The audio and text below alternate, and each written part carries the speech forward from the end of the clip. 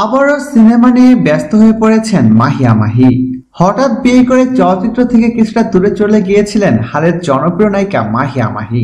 তিনি চলচ্চিত্রে ফিরবেন কি ফিরবেন না এ নিয়েও ছিল অনেক গুঞ্জন। সব গুঞ্জন উড়িয়ে দিয়ে আবার চলচ্চিত্রে ব্যস্ত হয়ে পড়েছেন মাহিয়া মাহি। তিনি জানান এখন কাজ করছেন দুটি ছবিতে, একটি শামীমুল ইসলাম শামীম পরিচালিত গোলাপতলির কাজল, অন্যটি গাজী জাহাঙ্গীর পরিচালিত প্রেমের বাঁধন।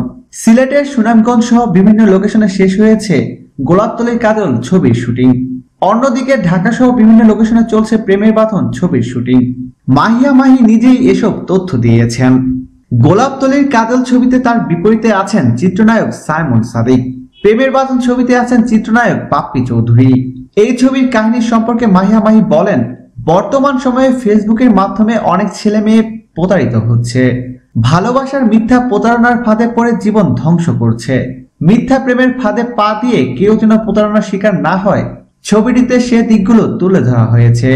গোলাপতলির কাজলের গল্প চমৎকার, তবে এ সম্পর্কে কিছু না বলে দর্শকদের জন্য চমক রাখতে চেয়েছেন মাহিয়া মাহি।